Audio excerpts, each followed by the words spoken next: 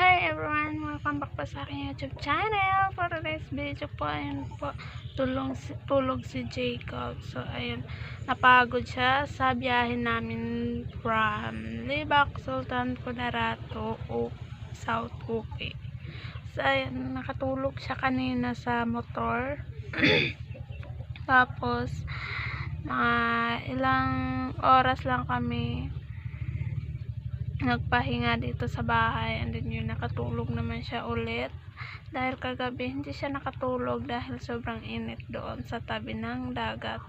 Sobrang lamig, sobrang init talaga doon dahil sa dagat siguro yun, or dahil din yun sa lugar. So hindi sanay si Jacob sa mainit na lugar, kasi dito sa amin kahit ganito lang yung buhay namin ay presko yung hangin dito sa amin, kaya ayun, hindi talaga sanay si Jacob. So tapos marami pang lamok doon,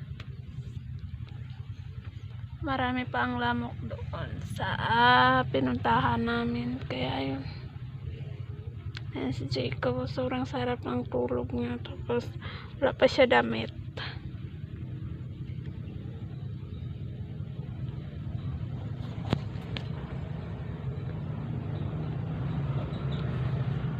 And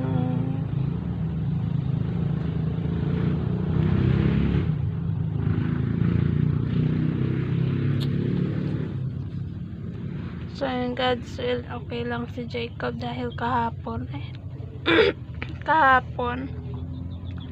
natumba sila ng motor, sila ni papa niya at yung tita niya. So ayun, mabuti na lang andyan si Lord, ginabayan si Jacob, hindi naman siya walang damage yung katawan niya, pero yung ano niya kanina, yung ngipin niya is nabungi talaga yung dito niya, kaya siguro nakaiyak siya kahapon dahil na ano yung ngipin niya, masakit din kasi yun. Ayun ako, sobrang daming lamok dito sa bahay. So ayan,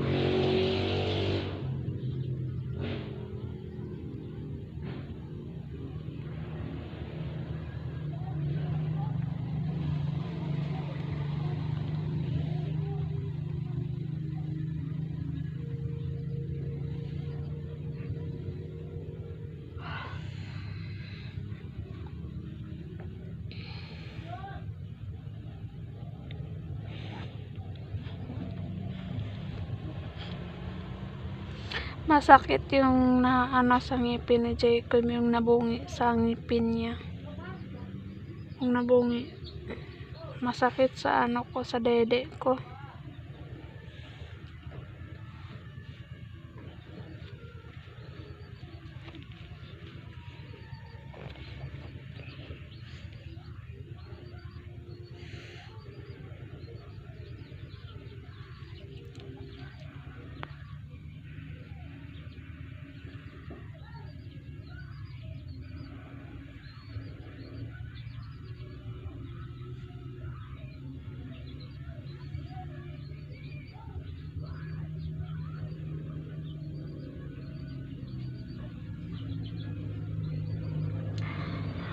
Sobrang napagod kami sa biyahe namin kanina.